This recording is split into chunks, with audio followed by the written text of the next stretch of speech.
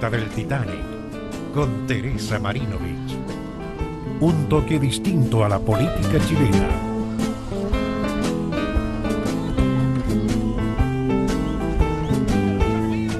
Hola, ¿cómo están ustedes? Bienvenidos a la Orquesta del Titanic. Quiero empezar saludando a nuestros panelistas de hoy. Alberto Mayor, académico Lusacho, el Alberto, como siempre. ¿Qué tal, Tere? ¿Cómo estás?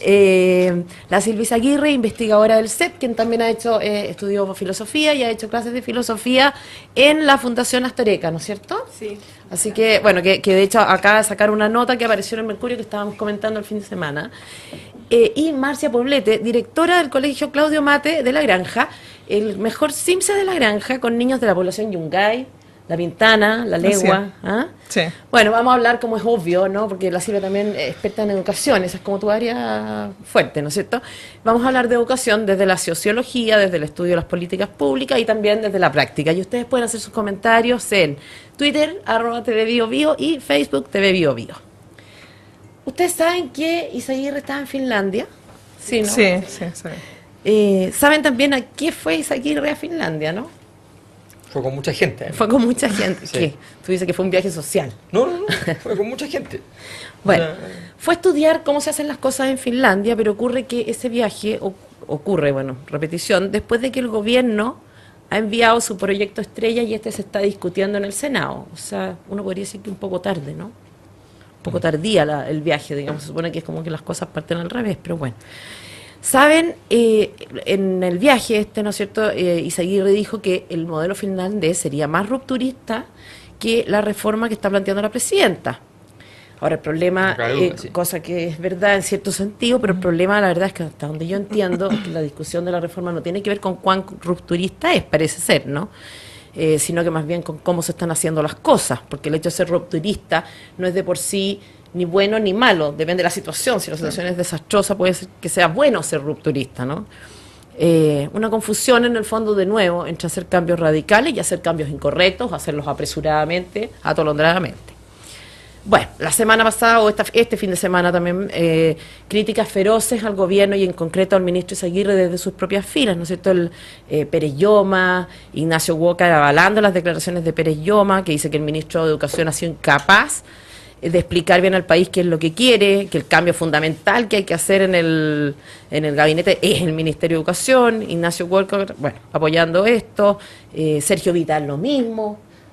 Una situación complicada, digamos, tanto desde el punto de vista político como para la reforma a la educación. Bueno, entonces yo quería partir contigo, Cecilia, para que tú nos contaras un poco el modelo finlandés. O sea, tú algo sabes, ¿no es cierto?, del asunto. Entonces, que tú nos explicaras, desde tu punto de vista, qué es lo que es la esencia, o qué es lo que hace la diferencia, lo que permite que este país esté en el lugar en que está. A ver, para entender, digamos, los modelos educacionales también hay que entender la cultura de ese país. Finlandia es un país tremendamente homogéneo socialmente, muy, muy homogéneo. ¿Y en qué se caracteriza? Yo creo que la principal fortaleza en temas de educación es la formación de profesores.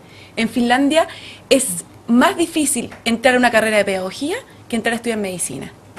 Siendo que los salarios, si bien son buenos, no son mejores que los de los ingenieros o que los médicos, ¿verdad?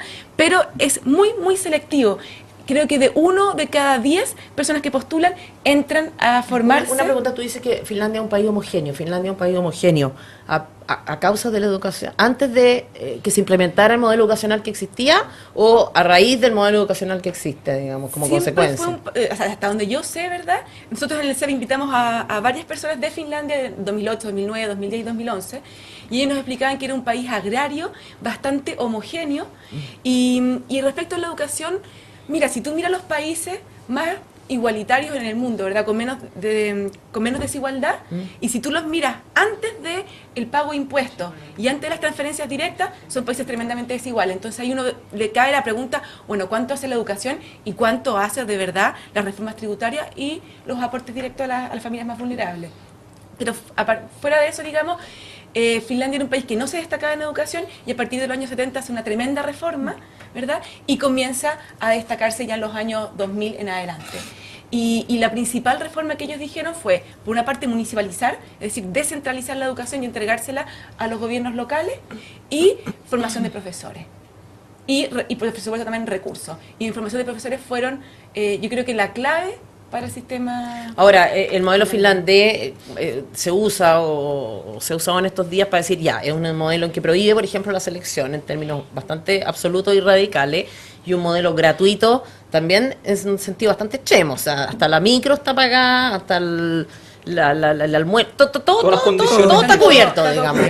Prácticamente todo cubierto. Cubre todo. Entonces, ¿cuánto de eso es determinante en definitiva para la educación? O sea, ¿qué asociación? ¿Hay una asociación necesaria en definitiva entre el hecho de no segregar y los resultados? No, si tú miras Holanda es un país que en la Constitución permite la selección en sus establecimientos, los establecimientos privados, que el 70% de la cobertura en Holanda, ¿verdad?, tienen la posibilidad de seleccionar a sus alumnos, porque sobre todo se da por un tema religioso allá, y tienen excelentes resultados. Tú miras Nueva Zelanda, ¿verdad?, es otro modelo totalmente distinto, donde las familias, la comunidad es dueña del colegio y tienen excelentes resultados.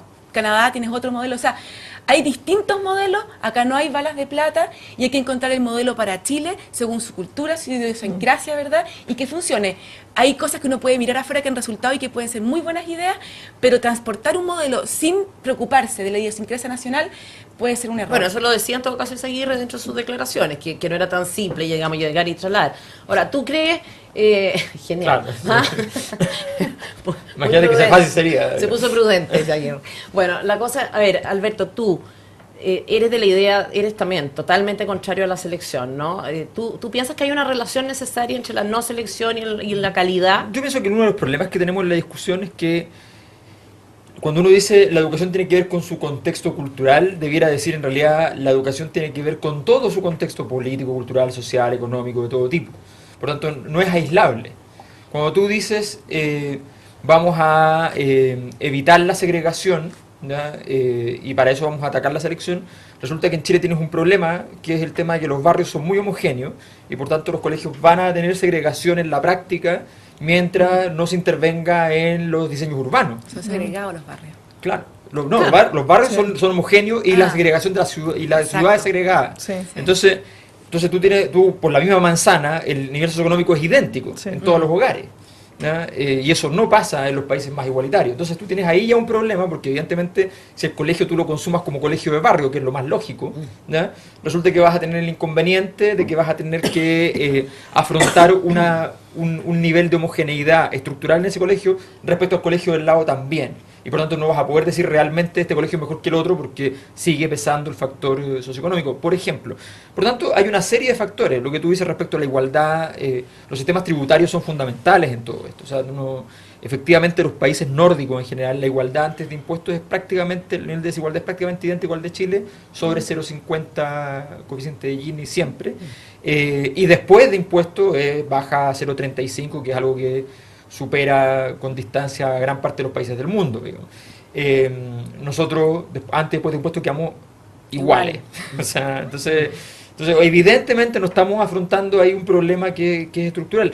La educación, tú decías, por ejemplo, respecto al tema de los profesores quieren ser profesores. La base de una sociedad donde hay personas que están dispuestas o sea, no solo están dispuestas, quieren ser profesores por sobre ser médicos, incluso si ganan menos, porque igual ganan menos, ¿ya? Eso tiene que ver con el hecho de que el dinero no es lo más importante de esa sociedad. Mientras nosotros estemos todo el día diciendo entonces le vamos a dar un bono por hacer esto, le vamos a dar un bono por hacer esto, estamos diciendo muévase por dinero y por tanto el dinero es lo más importante y por tanto sea médico igual. Entonces está lleno de factores donde, claro, hoy día se están haciendo unos esfuerzos para mejorar la calidad de los estudiantes que entran para ser profesores. Pero la verdad es que eso es un esfuerzo que es un poco banal si tú no tienes una medida estructural. Claro, pero yo, o sea, tú coincides, digamos, que no es cuestión de decir, eliminemos la selección, así nomás, porque como dices tú en la práctica no va a ser... Yo creo que uno tiene que presionar hacia donde quiere dirigirse, eso sí lo creo. Perfecto, ¿cómo se logra eso? Tú dices también, coincido plenamente contigo en esto de la valoración social, ¿no es cierto? La devaluación social en que están los profesores, la devaluación social que hay respecto incluso de la maternidad, por ejemplo, ¿no es cierto? Entonces, tú no sacas nada con decir vamos a darle un bono a usted para que tenga un hijo, sino que mientras la sociedad de cierta manera no valore eso como un bien, el incentivo monetario no funciona. ¿Cómo se hace esto? Porque ya tú dices hay que hacer reformas estructurales, o sea, ¿cómo abordas este Mira, para mí la cosa es bastante simple. O sea, hay un criterio general que hace que las sociedades desarrollen otros capitales que no sean solo el económico, y que es desmercantilizar suficiente cantidad de espacios o evitar que espacios que ya están mercantilizados se mercantilicen aún más. ¿no? Cuando tú tienes mercantilizada la lógica del barrio, por ejemplo, tú eliminas toda noción, entonces se instala un centro comercial y destruye el comercio alrededor. Tú, cuando se destruye el comercio de barrio, tú ya no tienes ningún respeto, prestigio por tu verdulero, por nadie. Cuando tú tienes un verdulero en la esquina que es importante para ti porque te fía por una serie de razones contingentes de cada día, porque tú conversas con él, vaya a comprar al supermercado y venía escondiendo la bolsa para que no te vea, digamos, porque fuiste infiel. Entonces, hay una noción de prestigio en esa relación. Tú lo necesitas a él y por tanto te interesa lo que pasa con él. Cuando tú destruyes todo eso, cuando te queda un desierto social en todos lados, al final pasa que todo entra por la lógica del dinero. La educación primero tiene que avanzar a dejar de ser un mercado. El gobierno ha hecho una serie de reformas que son bastante incomprensibles desde el punto de vista del diseño, pero efectivamente muchas se dirigen en desmercantilizar muchos elementos. Yo le pregunto a quienes están en contra de esas reformas, que considero que tienen toda la legitimidad para estarlo, el punto es, ¿cuál es la oferta entonces? Porque lo que tenemos que tener claro, o no lo tenemos claro entonces, es que la educación chilena está en una crisis. Si no tenemos claro eso, ya tenemos que partir por el diagnóstico principal. Eso es lo principal. Tenemos una crisis. ¿Cómo la resolvemos? La crisis es de un modelo educacional que fracasó en Chile, que lleva 30, 40 años ya probándose y ha fracasado, o hay otra cosa. La Silvia me decía, la Marcia me decía antes del programa, me comentaba que ella creía que no se había producido justamente un debate, en definitiva, que podría ayudar a encontrar puntos comunes o a hacer una oferta alternativa, no simplemente aparecer como defensor de un modelo que en realidad todos unánimemente cuestionamos como muy malo, como muy deficiente. No se ha producido este debate en torno a lo que es, entre comillas, la calidad. Claro, a ver, desde el punto de vista de nosotros, como director de colegio, y como director de colegio de una institución que no tiene fines de lucro y que tampoco seleccionamos, nosotros vemos que estas reformas pasan en realidad por el lado de lo que realmente a nosotros nos interesa, que tiene que ver con qué es lo que pasa en el aula y cuándo realmente va a haber una conversación de profundidad sobre qué es lo que se espera que pase en el aula para formar niños que sean un aporte para esta sociedad. Ese cambio la no se da. dificultad más grande? Tú eres directora, ¿no es cierto? Sí. Trabajas con muchos profesores. ¿Cuántos niños hay en tu colegio? 1.200 aproximadamente. ¿Cuál es la dificultad más grande en el aula con que tú te encuentras? A ver, en el aula hay varias dificultades. Primero, el equipo de profesores con el que yo trabajo es de excelencia, ¿ya? La institución cuenta con una forma de inducción de los profesores con respecto a lo que nosotros esperamos y trabajamos por calidad y excelencia en la institución. Inducimos a los profesores a qué es lo que tienen que hacer dentro del aula, los formamos en eso. Por lo tanto, el profesor, de excelencia que sí. llegan excelentes. No, se van formando con el tiempo. transforman en Se van excelentes. formando con el tiempo. Ya. Yo te contaba que nosotros en el colegio hay profesores que llevan 35, 40 años trabajando, que han pasado por varias reformas, que han ido cambiando su forma y su metodología de trabajo, y ellos también nos van ayudando junto con los directivos, que somos directivos principalmente académicos, vamos formando profesores. ¿Qué dificultades tenemos en el aula? Niños que están solos. Nosotros trabajamos con niños solos y tenemos que formarlo tanto en lo académico como en lo valórico como en las formas. ¿A qué te refieres con solo y en Las concreto? familias no están detrás de estos niños, ¿ya? ¿Qué tanto la familia, no están? Bastante. A ver. Bastante. La familia nos deja a los niños en marzo, los viene a buscar en cuarto medio y los quiere sin sobrepeso, sabiendo sobre su sexualidad, sabiendo cómo comer, educados y listos para entrar a la universidad. Y eso no puede ser. Pero Nosotros lo tratamos de hacer. ¿En qué notas tú un abandono de parte de las familias, en el fondo? ¿En qué se nota? Cuando ellos se molestan porque nosotros, por ejemplo, les solicitamos que nos apoyen en el trabajo día a día de un niño académico en el aula, que lee, que lo escuche leer, que lo acompañe en la lectura, que sepa cómo está avanzando. La familia no lo hace. ¿Qué te dicen? Que no tienen tiempo, que están trabajando y que para eso está la escuela. Pero la escuela es una parte de la formación de los niños de este país, somos una parte. Las familias no se han hecho cargo de sus hijos tampoco. Y cada vez que hay un conflicto del niño, llegan a tu colegio a decirte que el colegio es el responsable porque ellos no quieren hacerse cargo de los problemas familiares que tienen, porque no quieren abrir la puerta y darse cuenta que como familia no estamos funcionando bien también. Ahora, tú dices que el papá, por ejemplo, o los papás, o la mamá, o la familia, lo que haga de familia, ¿no? Sí. No está dispuesto, por ejemplo, a participar en la educación, a oír leer al niño. Por ejemplo. Por ejemplo, ¿no? Y eso podría ser discutible si es que debe o no debe hacerlo, si es que está dentro de las funciones de un papá. Discutible, a mi juicio. Mi pregunta, en el plano de los hábitos, los niños, hábitos humanos, hábitos de educación, hábitos de estudio, responsabilidad, virtudes humanas, en definitiva. También las formamos nosotros, en gran medida. Ya, pero tú ves... Piensa, y bueno, y ahí eso se junta con el otro problema que nosotros tenemos. Nosotros somos un colegio que no selecciona. Yo te contaba que nosotros tenemos 2 kinder este año, y para abrir el tema de las matrículas nosotros solamente informamos a nuestra comunidad, tal como lo dice el ministerio, informamos adentro del colegio que se abren las matrículas, y con esa cantidad de alumnos que llegó fuimos matriculando inmediatamente. No pudimos conversar con esta familia en esta oportunidad con respecto al proyecto educativo del colegio, y ese es el problema que empieza a generarse a nosotros como establecimiento. No seleccionamos, pero necesitamos al menos el espacio de poder conversar con el apoderado antes de que matricule al niño de qué se trata nuestro proyecto educativo, de tal manera que entienda que nosotros vamos a educar a su hijo en tales y cuales valores, y saber si él está o no de acuerdo con esos valores que vamos a trabajar nosotros en el colegio, de tal manera que en un par de meses más no estemos chocando. Tú sientes incluso oposición, o sea, no solo abandono del niño, sino que un poquito oposición entre lo que pide el colegio y la actitud de los padres. Yo creo que muchos padres son excesivamente sobreprotectores con su hijo, malentendido. Creen que, claro, es darle todo, le doy todo, no me generes problema, ¿verdad? Y si hay un problema, evidentemente que no es de la casa, el problema no está aquí en nosotros, el problema está afuera. Siempre el problema está afuera. Un padre empoderado. Exacto. Ese problema de que las dificultades de una familia se trasladen al colegio, en el fondo desvaloriza la labor del colegio. Somos el foco de la resolución de problemas de cualquier área, menos la educativa.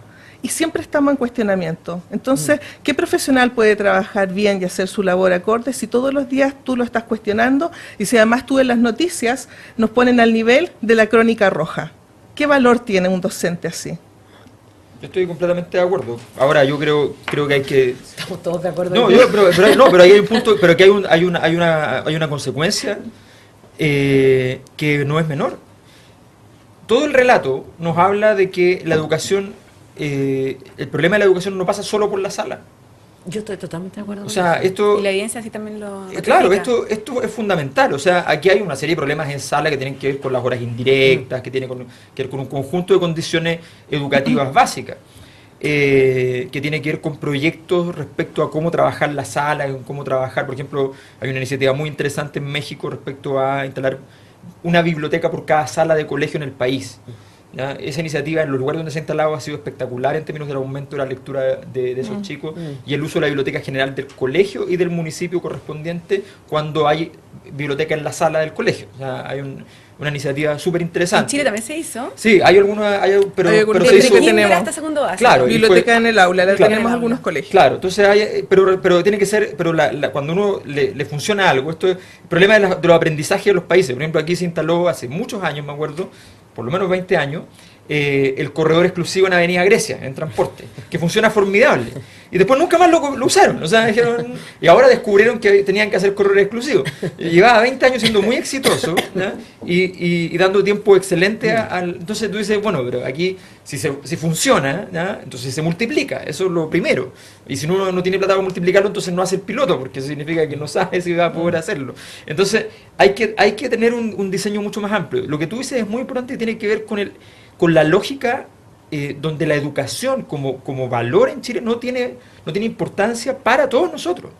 O sea, donde si una persona que está leyendo, ¿ya? Es alguien que para el otro no está haciendo nada. Bueno, pero es que en este país el saber no tiene valor. Tú sabes y no tiene peso. Pero si tú tienes peso. Y eso pasa en la población también. Tú decías pero que pasa en el barrio alto, pasa en todos lados. Pasa en todos lados, pero tenemos que hacer un corte. Les voy a comentar después a la vuelta justamente una cosa que dijo la ministra del Trabajo ayer que me llamó la atención a propósito del concepto que hay de educación y de estudio en este país. Ustedes pueden hacer sus comentarios en Twitter, @TVBioBio y Facebook TV BioBio. Volvemos luego.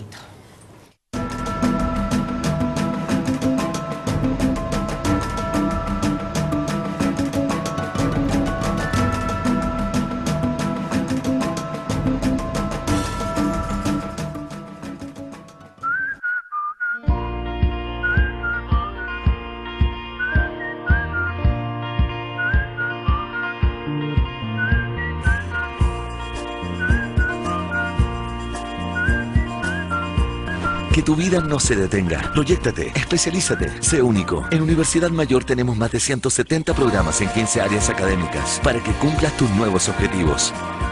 Posgrados 2014 de Universidad Mayor. todo para lograrlo.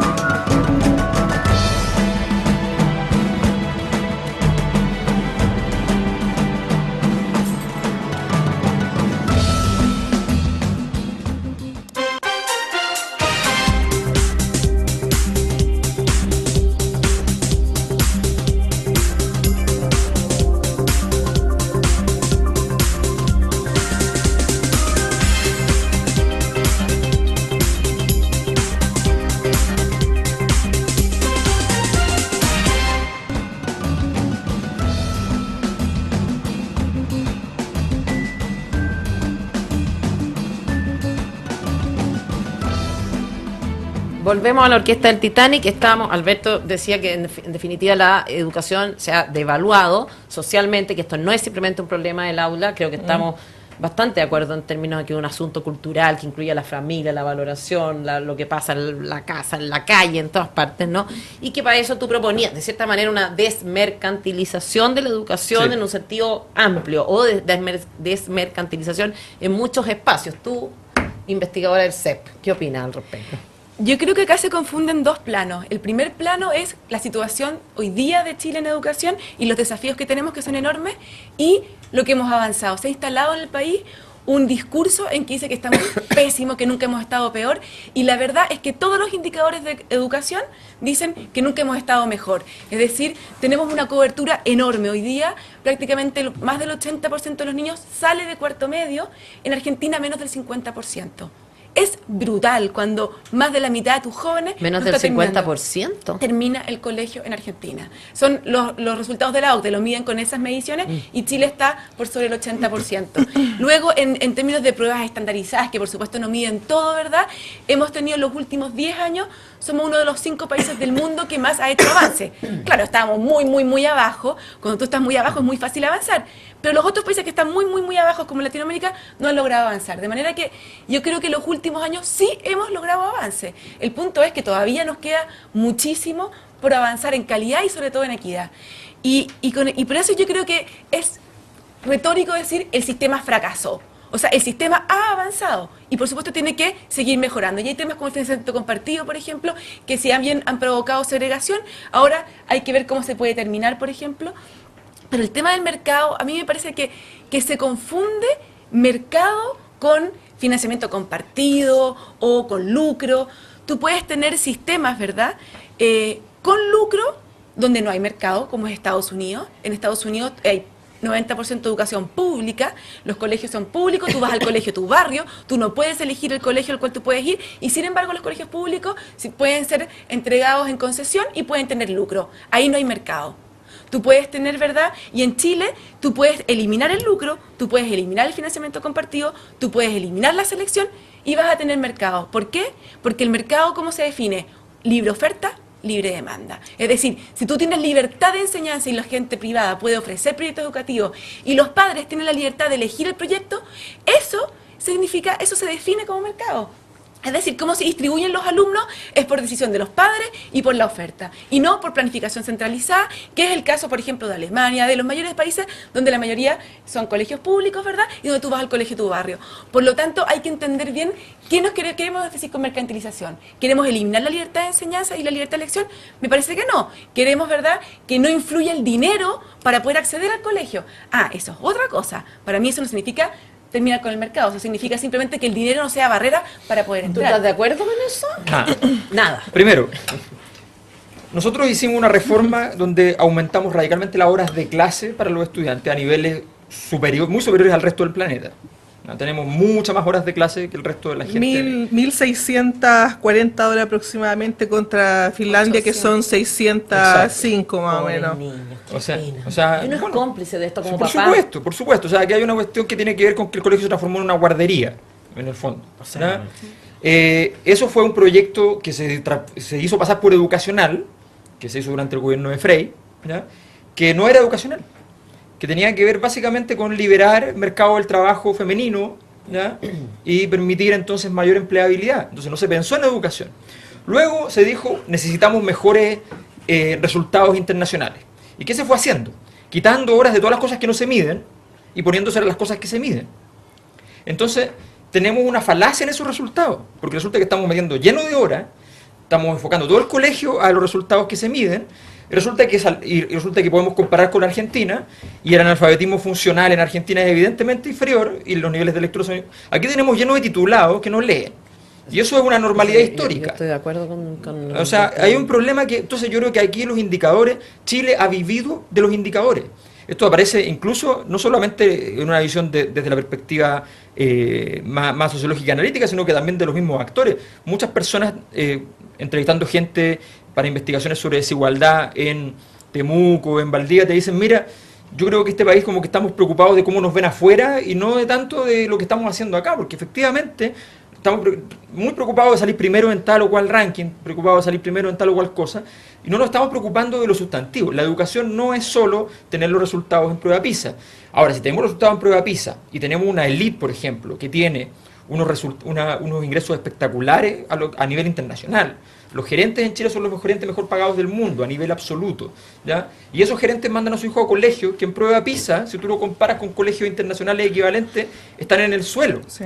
Entonces, también hay que entender que las víctimas no son solamente los pobres, aquí son todos. Hay un sistema educacional que no está siendo eficiente en ese sentido. Gastamos muchas horas, los niños ya no pueden estudiar después si quieren estudiar otra cosa, si quieren aprender otra cosa, prácticamente no hay posibilidad porque tienen horario laboral, digamos. Agotadísimo. Y además, y lógicamente, porque además a las 7 de la tarde no lo vas a llevar a clase de no sé qué cosa, digamos, no tiene sentido. Por tanto, hay un diseño que no se pensó, se prometió que no iba a haber tareas en la casa, por eso mucha gente reclama ahora, porque dijeron, no va a haber tareas en la casa porque esto se va a hacer en el colegio. Y no era verdad. Me parece bien que haya tareas en la casa, pero el problema es la promesa. El problema, ¿cuál es el concepto? Entonces yo creo que aquí ha habido un diseño educacional que sí fracasó. Otra cosa es que tengamos indicadores que nos hacen sentir más o menos tranquilos, pero sí fracasó. Respecto al tema del mercado, muy simple. Lo que tú dices es completamente cierto. Efectivamente, lo fundamental es que no haya competencia. Ahora, nosotros lo que tenemos en Chile es un sistema de competencia a tal nivel que las soluciones al sistema que estamos buscando es hacer competir cada vez en escenarios más chicos. O sea, si ya no compiten en todos los escenarios, ahora lo hacemos competir dentro de la sala de clase, ¿no? Entonces, y evidentemente eso produce una idea de que la educación es simplemente ganarle a otro. Y una lógica que está muy equivocada, y esa lógica es cultural. Eso es lo más grave del sistema de educación. Ahora, Marcia, te iba a preguntar a ti justamente, o sea, a ver, tenemos más años de estudio, porque vamos a usar Finlandia como modelo, porque de cierta manera interpreta lo que ha dicho el gobierno en algunos aspectos, ¿no es cierto? Entonces, más años de estudio, más horas de clase, más tareas, todo eso, un currículum más complicado, mucho más extenso. Todo más y finalmente es menos el resultado. ¿Cuánto influye las horas? Ahora es distinto, me imagino, con niños de, no sé, de familias muy vulnerables. Imagino que mientras más horas en el colegio puede ser mejor incluso, ¿no? Cosa que no sé si es aplicable a todos los casos. Pero mi pregunta es, ¿cuánto afecta o dificulta la labor educativa y la obtención o el desarrollo más bien de hábitos intelectuales? ¿Cuánto repercute el currículum, la extensión del currículum, la cantidad de cosas que se supone tienen que aprender? Bueno, por eso yo te decía que para nosotros la reforma debería haber partido más bien planteándole a quiénes somos los que participamos del proceso educativo, los profesores, que estamos ahí, ¿verdad?, con los alumnos, y hablando de qué es lo que qué es lo que queremos que pase en el aula, y eso no ha sucedido. A ver, efectivamente es bastante el tiempo que pasan los niños dentro del colegio. En el caso de nosotros, obviamente que es preferible que estén dentro del colegio que estén dentro de la población donde hay balazo cada rato, por ejemplo, o droga, o padres que se lo están llevando detenido en este momento por tráfico. Obvio que es mejor que estén dentro del colegio y se genera una relación bastante cercana entre los alumnos y nosotros, ¿ya? De protección, de cariño, de afectividad. Hay una relación que es bastante cercana, al menos es lo que ocurre en nuestro colegio. ¿Qué más hacemos nosotros? Bueno, nosotros lo que hacemos es la exigencia fomentar al niño para que entienda que él tiene la posibilidad de generar a su propia vida un cambio que le permita salir de donde está o aportar a donde está, salir de la pobreza y poder enfrentar su vida de una manera distinta con una profesión en la mano. Eso es lo que nosotros crear esa conciencia en el niño, además, porque si no contáis con la ayuda del papá o de la mamá o de la familia, que a veces no está. Hay que despertar eso en el niño. ¿Cómo? Bueno, nosotros en el colegio hemos hecho varias cosas. Entendemos que en la universidad no no es lo único que le va a solucionar el problema a los chiquillos. Pero pensamos en la universidad o la educación superior teniendo en cuenta que tenemos que sacarlo de un ambiente que es muy negativo para ellos y donde se dan cuenta que es muy fácil obtener dinero traficando en la esquina que pasándose 12, 15 o 20 años estudiando. Tú tienes que cambiar la mentalidad de los niños. Nosotros hemos generado hasta eslogan dentro del colegio, que en el colegio Claudio Mate nos preparamos para ir a la universidad, a la educación superior, desde chicos, para que ellos se den cuenta de que tienen en sus manos la posibilidad de generar un cambio. Y tenemos que trabajar con ellos, como te dije, porque nosotros estamos bastante solos sin la presencia de los papás. Ahora, claro, pero ¿cómo lo haces eso en la práctica, digo yo? Porque con los profesores. No, con tus perfecto, profesores. pero eso va con un discurso a los niños, ustedes pueden hacer diferente. Obvio, todos los días. Todos los ¿Cuánto días, influye cuando la los actitud del formamos, niño? cuando conversamos con ellos, cuando yo voy al aula, cuando las subdirectoras van al aula, Siempre. cuando tú les preguntas. Claro, es siempre. Un discurso de No es- responsabilidad de él. Y un discurso para nosotros como profesores también. Y más que un discurso, un creer, ¿cuál es tu responsabilidad al estar dentro de una sala de clase? Los factores así que más influyen en los resultados futuros de los niños es las expectativas que tienen los papás Y los profesores. O sea, un profesor que cree que ese niño no va a llegar a ninguna parte, se transmite. El niño lo percibe. Y profesores que creen que tienen de verdad la posibilidad de hacer lo que ellos quieran en su día, tienen resultados pero muy superiores que otros profesores. Bueno, en el colegio La nosotros... actitud del niño, porque tú haces clase también en la universidad, tú tienes otra muestra en una buena Sí, universidad. voy a colegios también por cuestiones de divulgación. Sí, y, pero- y es mucho más difícil. ¿Cuál es tu, O sea, qué cosa? Ir a estar en un colegio. Claro, pero ¿cuál es tu impresión Me del parece más perfil, de la idiosincrasia, digamos, de nuestro estudiante? O sea, ¿cuán consciente está de su No, papel yo- en esto? Yo creo que hay una transformación que está ocurriendo muy veloz que a mí me preocupa. O sea, gente que entra a la universidad solo por interés intelectual ha disminuido enormemente. Enormemente. Yo hago clases en puras carreras que no tienen prácticamente mercado. ¿Ya? Y resulta que entonces lo normal es que llegue gente básicamente con el interés intelectual. ¿Cuáles son esas carreras? ¿Ya? Perfecto. Yo he hecho clases en lingüística, he hecho clases en antropología, en sociología, que ahora tiene más mercado. Cuando yo estudié uno estudiaba, no pensaban que iba a trabajar, digamos. Y la verdad es que la diferencia es muy sustantiva. O sea, hoy día los estudiantes lo que quieren es... Profesor, ¿cuál es el entregable? ¿Cuál es el punto? O en universidades donde te dicen, hace poco, ¿ya? En una universidad privada, fui a hacer una clase. Y me dicen, y un estudiante me dice, mira, muy interesante lo que estás hablando sobre la física, pero la verdad es que yo estudio ciencia política, quiero saber sobre eso. Pero tú estabas Es hablando de increíble. física, no Estaba entiendo. explicando algo sobre filosofía de la ciencia. Ah, ya. Entonces No era puse el una- ejemplo... Pero no, No, estaba fuera de su estaba área de interés. fuera de la carrera, no sea impertinente. Entonces esa lógica de la desvalorización intelectual general, que Esto a mí, no me interesa, a mí no me es interesa útil. esto, no es útil, exactamente. Eso predomina fuertemente y eso es creciente en carreras que yo jamás lo habría imaginado, donde uno dice, no, aquí no va a pasar, o sea, no hay ninguna posibilidad. No, ¿sabe qué? Usted está hablando demasiado para otros lados, concentrémonos en los puntos. ¿Qué es lo que dijo el autor? Cuando los autores además no dicen una cosa, sino que Claro, hay una elaboración, claro. hay un trabajo, Transmítame hay una el discusión punteo, previa. Claro, además, dígame de que- preferencia, El entregable. con PowerPoint. El entregable, como si cuando en una oficina, cuando tú llegas y el jefe te dice, ¿sabe qué? Tengo poco tiempo. Tenemos que hacer un corte, la Por cita le eso- va a responder a la vuelta. Por eso la educación no tiene peso, porque no es un tangible, Exacto. no es un material. Exacto. ¿Terminamos? ¿Paramos? Sí, pero ya empezó la tanda.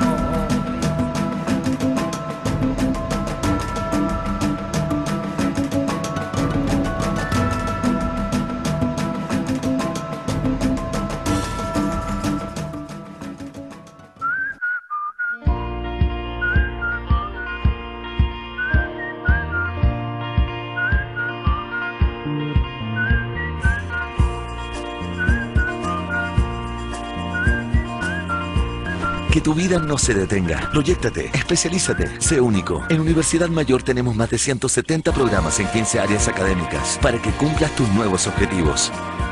Posgrados 2014 de Universidad Mayor. Todo para lograrlo.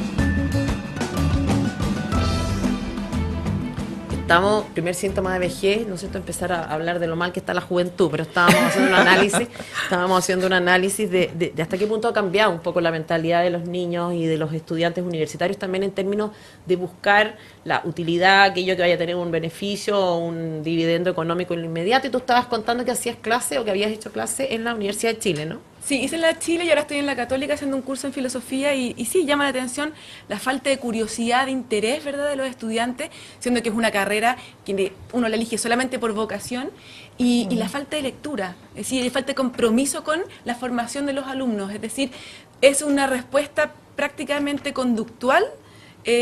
Yo estudio porque hay una prueba, yo estudio por una nota, pero no por interés, por formarme, y muy escolar, muy escolar. Pero fíjate que además yo creo que tiene que ver con, nuevamente está el tema general de la sociedad. O sea, tú miras, por ejemplo, objetivamente el 2011 el movimiento estudiantil planteó una serie de temas país que a ellos no les convenía en términos generacionales. O sea, ellos no iban a tener... Y resulta que gran parte de la élite trató, incluso incluyendo la concertación por entonces, porque no olvidemos que la concertación después, cuando venían las elecciones, hizo un giro, pero antes, de hecho durante el movimiento estudiantil bajó considerablemente, plantearon la hipótesis de que era un grupo de interés, que lo único que quería eran beneficios para ellos. Cuando era evidente que esas personas no tenían ninguna posibilidad de obtener esos beneficios. O sea, se planteó una dinámica de decir, ¿sabes qué? Esto está mal, que esto hay que cambiarlo. Evidentemente no se va a cambiar en esta generación, le va a tocar a mi hermano en el fondo, le va a tocar a mis hijos, le va a tocar a otros, a los que vengan después.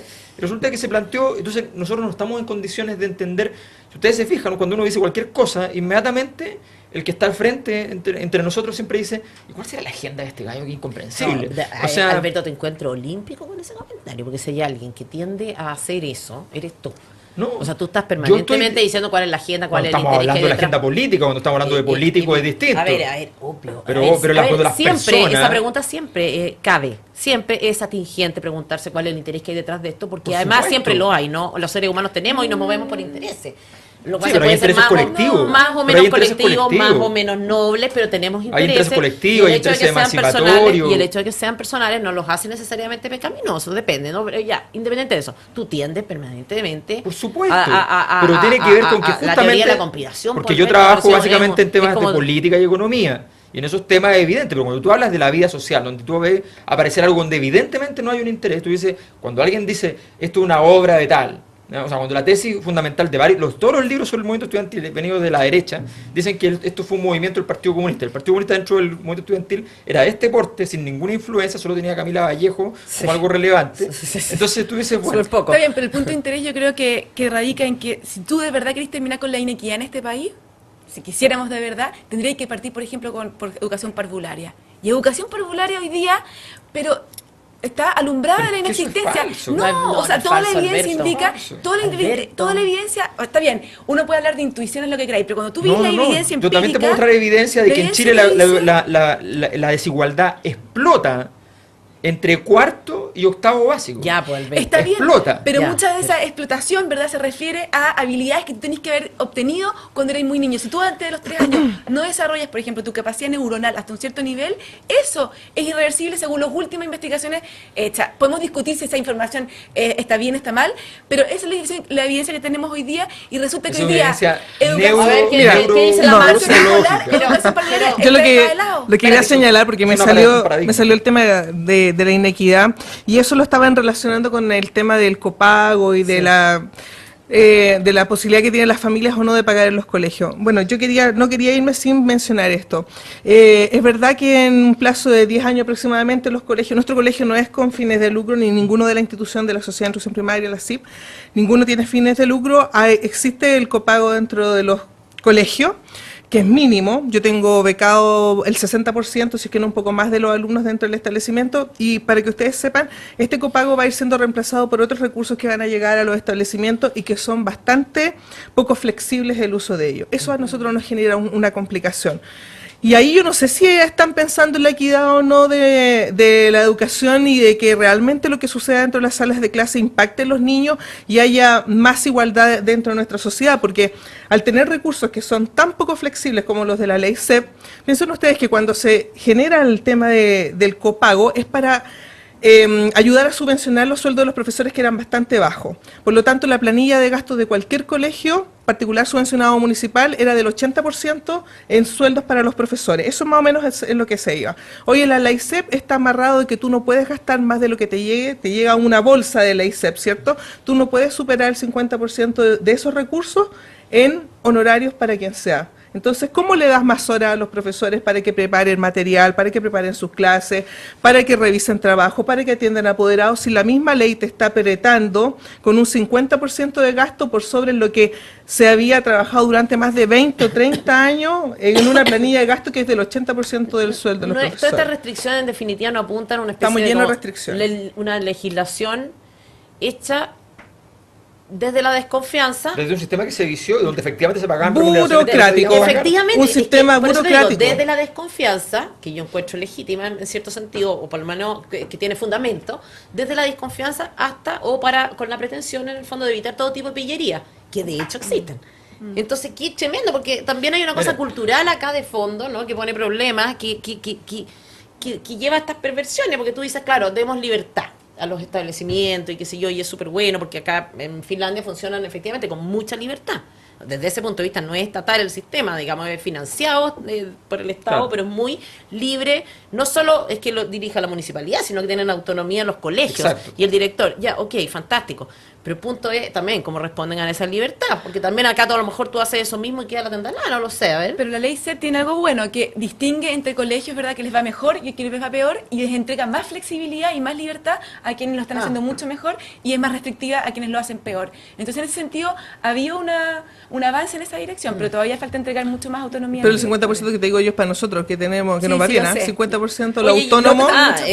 Oye, una pregunta, y esto de los niños, de la discusión esta, de cuán determinante es la educación preescolar. Yo digo, incluso aunque se flexibilice, aunque se amplíe el margen, es un hecho que en los primeros años, no a los 18, es cuando tú podías hacer. A lo mejor esos primeros años para ti terminan en octavo básico. En octavo básico, ¿cuántos son? ¿Como 13 años? 13, 12, 14 13 años. 13, 14 años, ya. 13. O cuarto básico, yo creo que hay una diferencia radical. Cuando tú ves niños, o sea, comparas niños de sectores muy vulnerables con niños más acomodados, económicamente, solo económica y socialmente hablando, tú ves diferencia en cómo hablan, parecen guaguas a veces. No saben hablar, no tienen Pero lenguaje. es que yo tengo la impresión- Tú notas que tiene una expresión distinta. No, yo tengo la impresión de que pasa o sea, yo creo que los vicios están por todos lados. La sociedad desigual también tiene un creo. vicio arriba y abajo. Eso es Yo lo que hay también que lo entender. creo. O sea, yo la verdad estaba con chicos Pero hay de una diferencia. con chicos de 14 años y todos me decían, no, la última vez que me leí un libro fue en tercero básico, me decían. Como todo, choro, todo. bacán. Claro, y le decía, ¿y por qué? ¿Qué sé yo? No, pero nosotros no leemos. Además me dijeron, mira, la verdad es que si no, yo después no puedo estudiar algo, qué sé yo. Bueno, yo tengo buen apellido, puedo entrar a cualquier parte. No, y la verdad es que es cierto. Decía la ministra, se me olvidó contarles la anécdota, la ministra de Educación fue entrevistada ayer, no sé qué día, por la Matilde Burgo en CNN, y entonces partía, la presentación estaba que ella había salido con promedio 7 de la Universidad Católica de Derecho, qué sé yo, y ella decía, qué atroz tu presentación, porque quedo como nerd, como que no tuve vida. Oye, ojo, también tuve vida. O sea, como que hubiera que defenderse, como que fuera una imputación el hecho de tener promedio Pues te 7. vuelvo a repetir, en este país saber no tiene peso. Te hacen bullying. No, no tiene consideración. Pareciera que tener es lo que vale. Y eso es un golpe ¿Y eso fuertísimo cómo se para hace? Porque uno nosotros. podría decir eso es el modelo, ¿no? Tú dirías esto es el modelo, pero es un modelo cultural. Sí. No es un problema cómo está funcionando la economía, es No, un modelo, cultural. Son expresiones culturales de una historia donde la desigualdad siempre ha sido parte de nuestra historia y nosotros la legitimamos, y donde en los últimos años además agregamos a esa desigualdad la idea de oportunismo, la idea de ganarle al otro, la idea de que el que coopera es un imbécil, ¿ya? Toda esa visión cultural, Pero tú estás hablando casi de una moral. por supuesto. Son principios morales al final. No, Sí, no bueno, sé, Pero Pasa que me da evidente- risa. no, pero Yo evidentemente. le hago notar a Alberto el punto. Pero si evidentemente yo no tengo ningún problema en decirlo, o sea, me parece que aquí hay un problema, si cuando tú estableces que todos los criterios valorativos van a quedar situados en un mismo lugar, Alberto, y ese lugar te es... encuentro toda la razón. ¿Sabéis cuál es el problema y en qué diferimos los dos? Porque estamos 100% de acuerdo en eso en general, ¿no? Pero ¿dónde finalmente se produce ese cambio? ¿No es cierto? Que tiene que ver con cuestiones morales. Comunidad con política. No. A mi juicio se produce en la persona No. y en lo más cercano a la persona. En el colegio quizá y en la familia. Sí. Pero si, ¿cómo vas a ¿Dónde cambiar la tú, familia? Alberto, porque en definitiva, todos los mensajes que te están llegando, desde tus papás hasta el mall, hasta la Exacto. propaganda, todo. ¿Y cómo cambias la familia? es que no tú- le vas a explicar, si esto no se trata de explicarle a la gente. Es que, a ver, Alberto, de a poco uno, No, uno así puede. no- así uno, no- la- así las no funcionan mensajes, los los cambios. mensajes que se transmiten a los hijos, ¿no es cierto? Se te voy a transmiten de poner un manera, ejemplo. no, todos los papás le dicen a su hijo que lo importante es ser y no tener, o todos pueden, no todos, pero mucha gente tiene el eslogan, la cuestión es cómo se nota eso. Yo te voy a Entonces, poner el ejemplo, ejemplo de la ¿cómo se plasma? principal... ¿Qué? El punto es que sean ejemplos, los papás Claro, dicen o sea, eso, pero después eso, actúan de digamos, otra como manera. No, la pero si teoría. papá no es ejemplo, de la Exacto. revolución tiene que ir de otro lado. O sea, no... Claro, no- no. pero ¿cómo se hace eso? No puedes hacerlo contra la familia, o se Puedes puede hacer hacer- contra Pero la tienes familia. yo creo que tiene que ver con la valoración justamente del colegio. Hay una no valoración de los establecimientos educacionales, de lo que pasa, lo que yo te decía, lo que pasa con nuestros colegios. Tú ves situaciones que ocurren en los colegios al nivel de la Crónica Roja. ¿Qué valor tiene una escuela en ese sentido para la comunidad?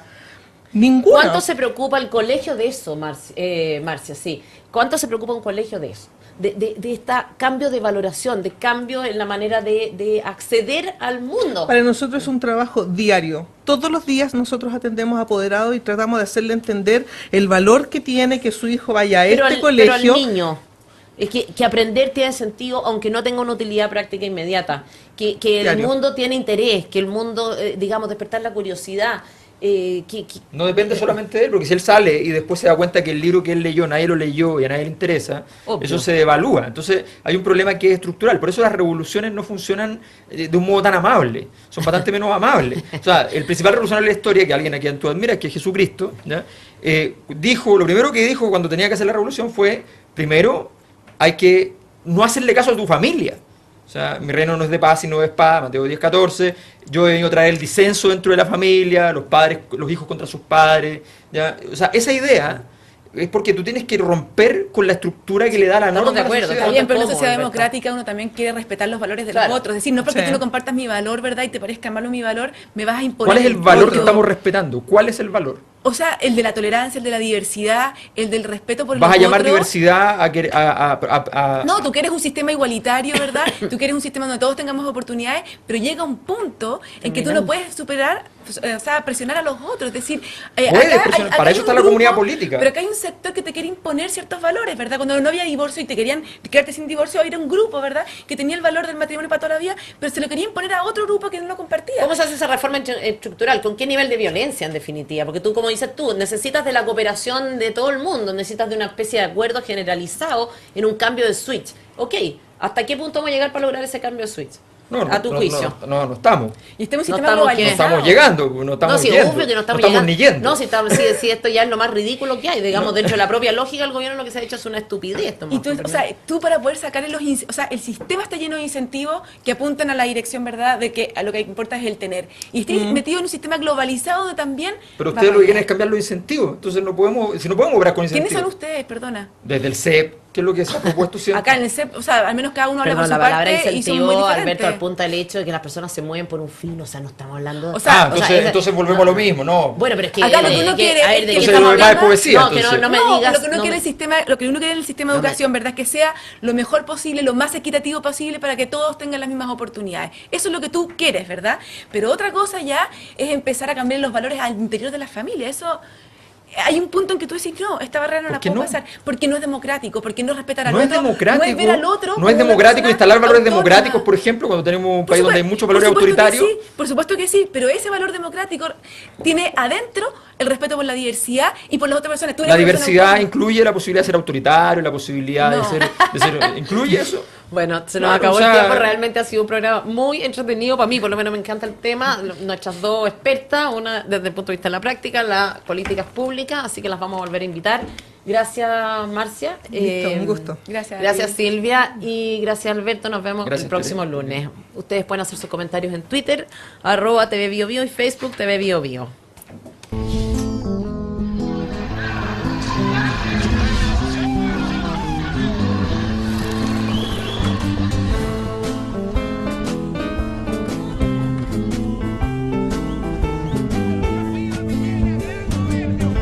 La orquesta del Titanic con Teresa Marinovich. Un toque distinto a la política chilena.